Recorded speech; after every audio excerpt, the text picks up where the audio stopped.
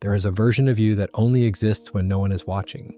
It shows up on the drive home, jaw tight, hands steady on the wheel, face perfectly composed. But inside, the conversation you just walked away from is still running. And in this version, the private one, you are not quiet at all. You are sharp, precise, devastating. Every word lands exactly where it should. Every response is perfectly timed.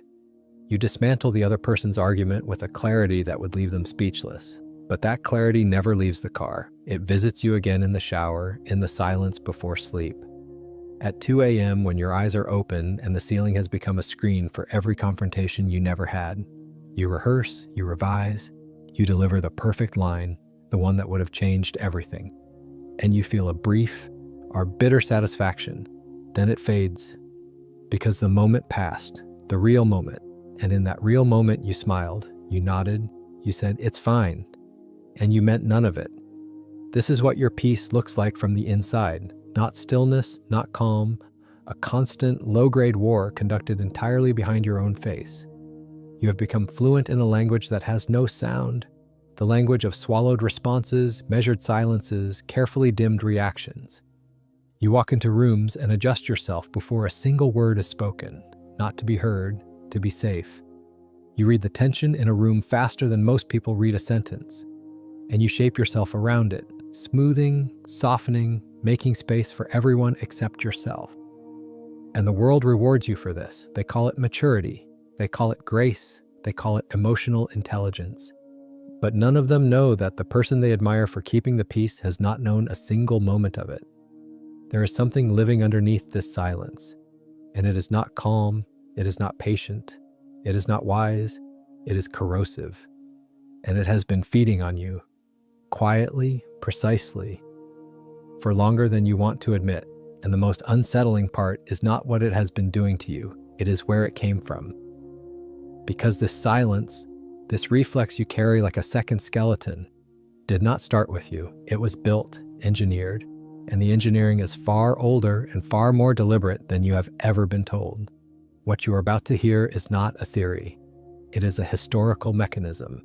And once you understand how it works, the silence you have been carrying will never feel the same again. Centuries ago, the philosopher Friedrich Nietzsche started asking a question that most people never even think to ask. Where do your moral values actually come from? Not laws, not rules written in courts. Something deeper than that. An invisible code that tells you what makes a person good and what makes a person bad. And what he found was unsettling. That code isn't natural. It isn't divine. It was invented. And not just invented randomly. It was created by a very specific group of people for a very specific reason. Because in the ancient world, it was the strong who decided what good meant. Good meant being courageous, assertive, self-possessed, willing to act, willing to confront. There was no guilt attached to power, no shame in speaking directly or standing your ground. Strength wasn't something you apologized for. It was the standard by which a human life was measured. But then, there were those who couldn't compete on those terms. The ones who didn't have the power to confront, to assert, to push back. And they faced a problem. They couldn't win that game. So instead of fighting it, they did something far more radical. They rewrote the rules. Strength became arrogance. Pride became vanity. Assertiveness was recast as cruelty. And in their place, something else was elevated. Submission was renamed grace. Silent endurance became nobility. Meekness became virtue. And the inability to fight back was no longer called weakness. It was called holiness. This wasn't just philosophy. This was a psychological revolution. And it wasn't carried out with swords, but with values. The powerless couldn't defeat the powerful directly. So instead, they made power itself look immoral. And the weapon they used to do this?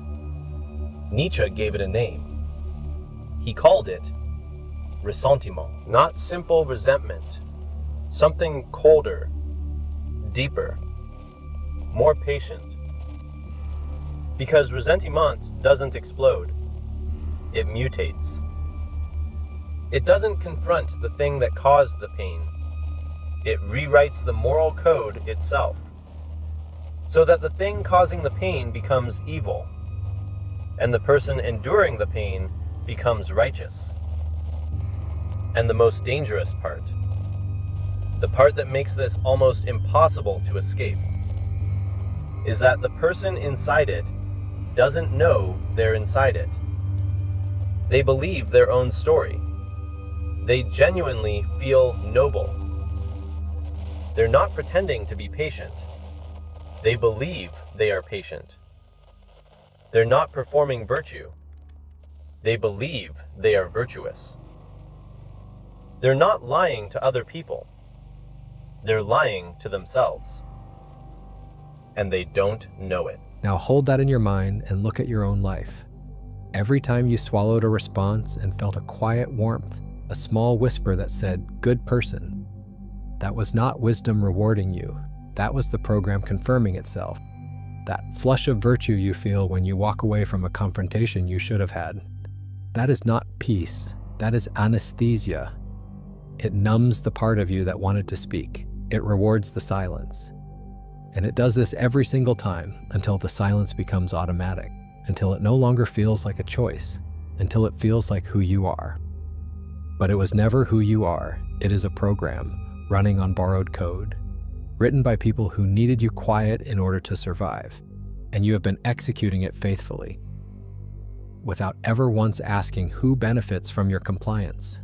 And right now, without thinking too hard, someone just came to your mind. You know exactly who it is, the person who has been getting the best of your silence the longest. Now tell me, who is that person to you? Because I've noticed something. It's almost never a stranger. Am I wrong? Tell me below. And if this is starting to click for you, subscribe. We're about to go deeper. This program does not run for free. It has a cost, and that cost has been accumulating inside you, silently, precisely, for years.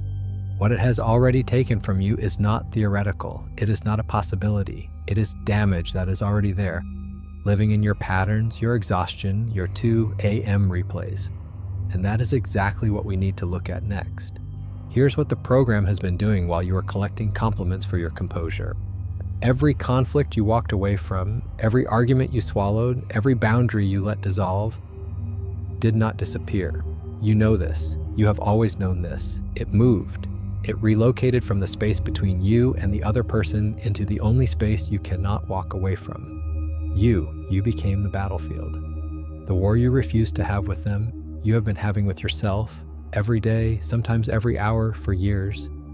You replay the moment, you reconstruct it, you sharpen your response until it is perfect, articulate, devastating, unanswerable. And you deliver it brilliantly to no one, in a room where no one is listening. And then the moment passes again, and you carry it into the next day a little heavier than before. Think about what this actually means. The person who confronts someone has one difficult conversation. It is uncomfortable, it is tense, it ends. The person who avoids that conversation does not avoid the discomfort. They stretch it across months, across years. They have the same argument on a loop, in the shower, in the car, at 3 a.m., and they win it every single time. But winning an argument that only happens inside your own skull changes nothing. It resolves nothing. It only exhausts. You are not avoiding war. You are fighting one. You're just fighting it where no one can see. And there is a second cost that is even quieter. Every time you said, "It's fine," when it was not fine, You presented a version of reality that does not exist. You performed calm you did not feel. You displayed acceptance you did not possess. And the person across from you walked away believing the fiction. Because why wouldn't they? You were convincing. You have had years of practice. They will not change. They have no reason to. You told them everything was acceptable. You told them with your silence, with your smile, with your composure. You handed them a version of reality in which they did nothing wrong, and they believed you. The only person who knows it was a lie is you, and you are the one carrying the weight of the gap between what you felt and what you performed. Do that enough times, across enough people, enough situations, enough years, and something happens that you do not notice until it is already done. You lose the ability to locate yourself. The perform version and the real version blur. You have said, "I'm fine," so many times that you genuinely cannot tell anymore whether you are fine or whether you have simply forgotten what fine actually feels like. The performance has bled into the person, and now you do not know which one is speaking. And here's the part that no one examines honestly.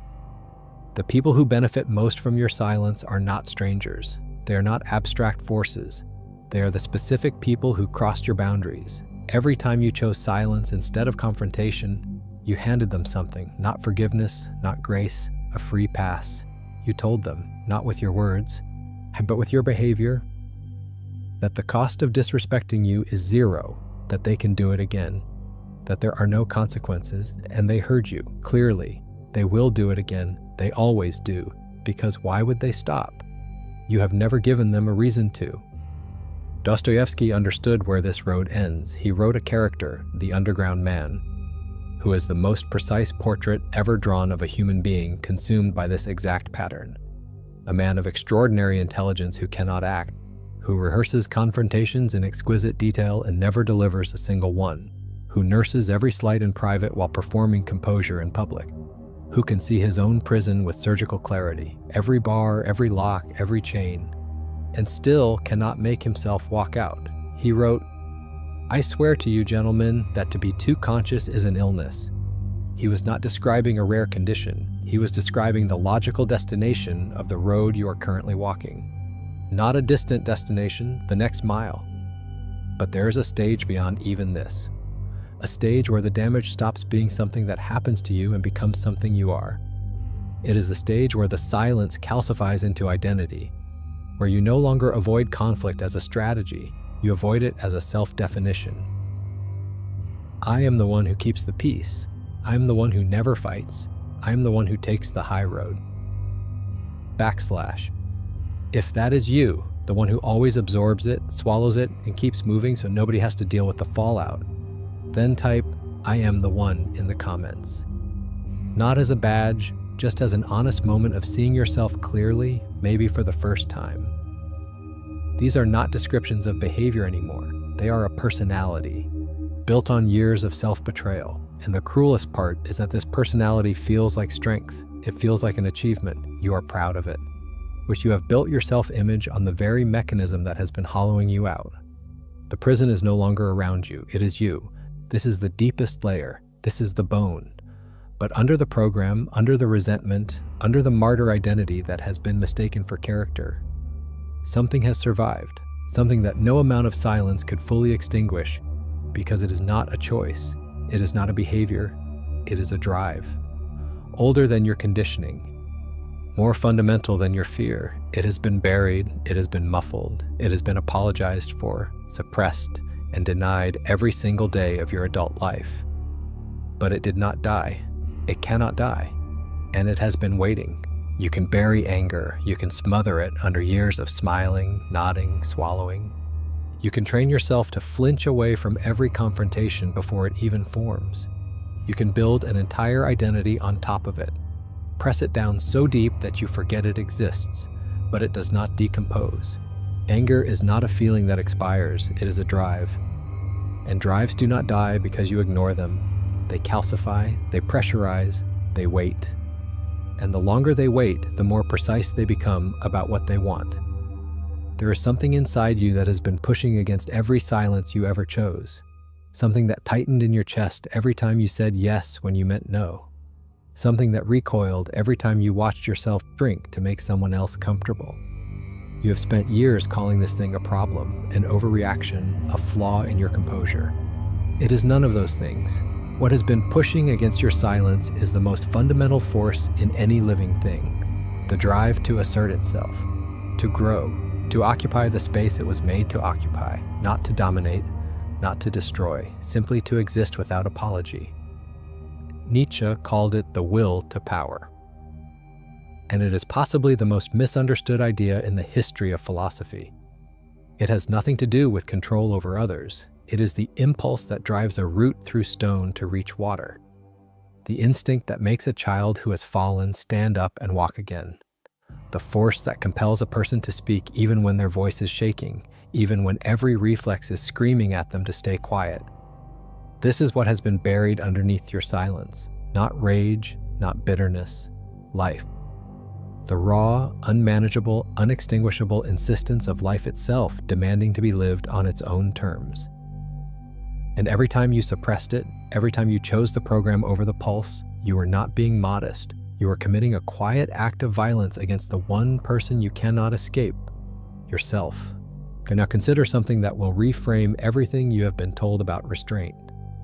Over 2,000 years ago, long before Nietzsche, long before the modern obsession with keeping the peace, Aristotle made an observation in his Nicomachean Ethics that cuts through centuries of conditioning with a single stroke. He wrote that anyone can become angry. That is easy. But to be angry with the right person, to the right degree, at the right time, for the right purpose, and in the right way, that is the work of a mature human being. But here's the part no one remembers. Aristotle did not stop there. He went further. He said that the person who cannot feel anger, the person who absorbs every offense, endures every violation, and never pushes back, is not virtuous. That person is deficient. He used a specific word, anaisthetos. It translates roughly to without feeling, without spine, without the basic moral architecture that a functional human being requires. Aristotle, one of the most measured rational minds in human history, looked at the person who never confronts and did not see maturity. He saw a moral failure, not because anger is good in itself, but because the inability to deploy it when it is needed reveals that something essential is missing. The capacity for righteous confrontation is not a luxury. It is a requirement of a complete human life. You have been living as though your restraint makes you whole. It has been making you hollow. There are 3 states a human spirit moves through when it begins to reclaim what was taken from it. The first is the state of carrying. This is where you have been living, kneeling under the weight of every rule, every expectation, every commandment that says, be still, be quiet, be good, and carrying it not with resentment. That comes later, but with pride, believing the weight is proof of your strength, not realizing that the strength is real, but the weight is borrowed, that you picked up burdens that were never yours and called the labor virtue. The second is the state of refusal. This is what is stirring in you right now, the moment the Spirit says, enough. Not in a shout, not in a breakdown, in a quiet, unshakable recognition that the weight was never yours to carry, that the rules were written to keep you manageable, that the silence you maintained was never peace. It was compliance dressed in the language of grace. This is the revolt, not against others, against the program, against the version of yourself that was built to serve everyone's comfort except your own. And Albert Camus wrote that the moment a person draws a line, the moment they say, this far and no further, they have performed the first act of a genuine human existence. Not a political act, not a dramatic one, a foundational one, because without the capacity to refuse, there is no self. There is only a shape that bends to whatever presses against it. And Camus was clear. Silence in the face of what is wrong is not neutrality. It is agreement. It is a vote cast with your behavior for the continuation of everything that is damaging you. The third state is what waits on the other side of the refusal. It is not aggression. It is not permanent war. It is freedom. The freedom to be gentle because you chose gentleness, not because you were terrified of being anything else. The freedom to confront because something genuinely matters. not because you are hostile. The freedom to speak and to be silent, to yield and to stand, to forgive and to refuse, all based on your own judgment, not on a program, not on a reflex, on a conscious, deliberate choice made by a person who knows who they are and is no longer afraid to act like it.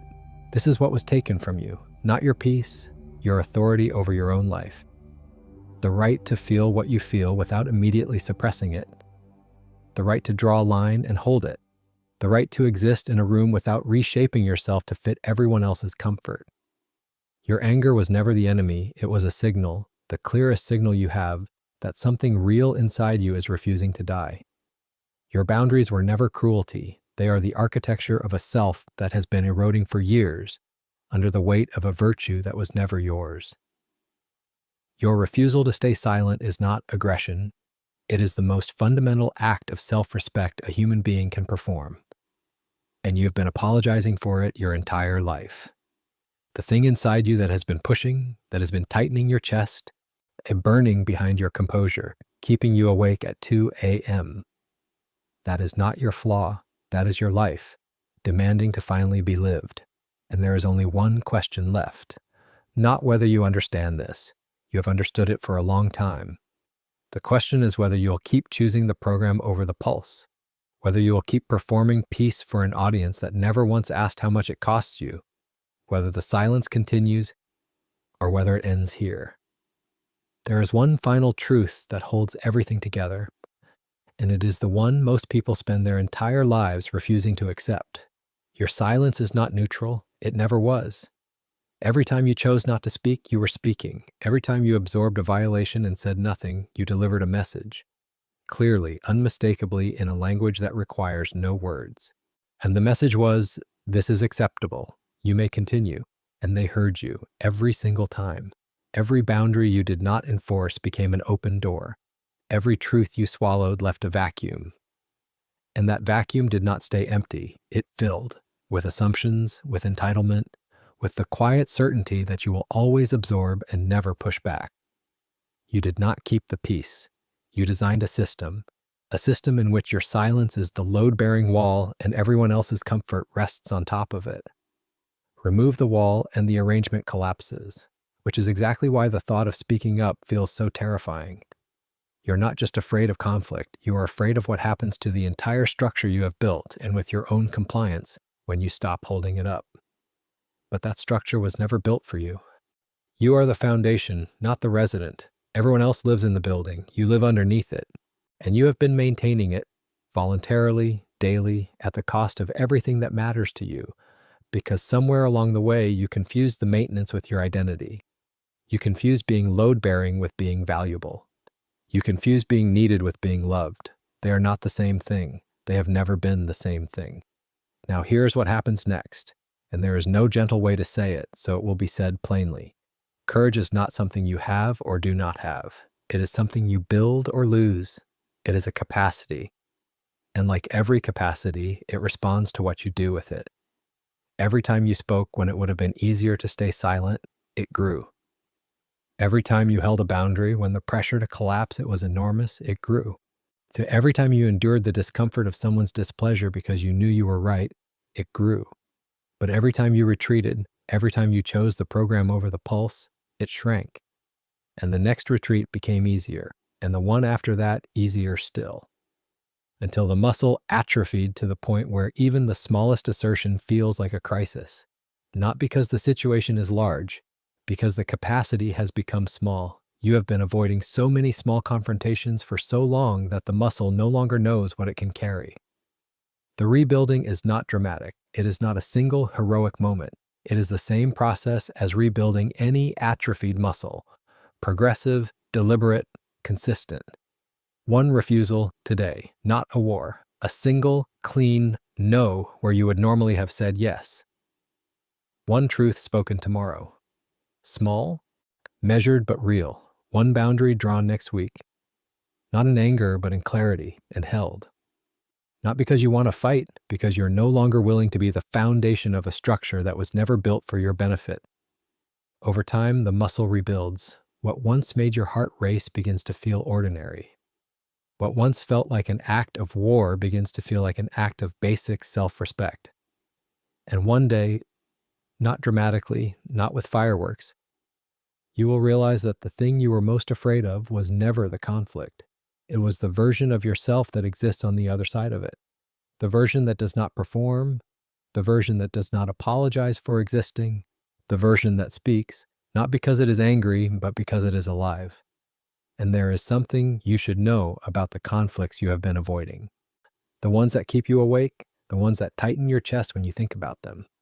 The conversations you have rehearsed 1,000 times but never delivered. The intensity of the fear you feel around those conversations is not a warning. It is a measure of how much that conversation matters.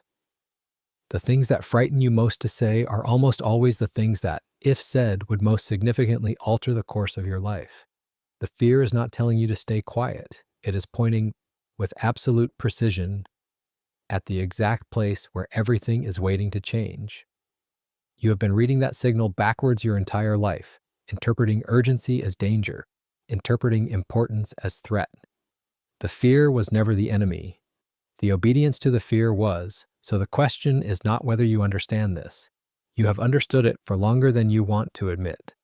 The question, the only one that matters now, is simple. How much longer? To how much longer will you rehearse the argument in the shower instead of having it in the room? How much longer will you carry conversations that belong between two people inside one mind? How much longer will you mistake the absence of confrontation for the presence of peace? The answer to that question is not something you speak. It is something you do, starting with the next moment that asks you to choose between your silence and yourself. If you are done keeping the peace while slowly losing yourself, done smiling through things that are tearing you apart inside, done being the one who carries everything so everyone else stays comfortable, type this below right now. Today I am done. Enough is enough. And if this did what nothing else has, if it named the mechanism you have been living inside without ever seeing it clearly, then do one more thing. Like this video, subscribe to this channel, not as support, as a decision, a line drawn between the version of you that performed peace and the version that is ready to live without the script. The program runs until you stop it. No one else will do it for you. No one else can.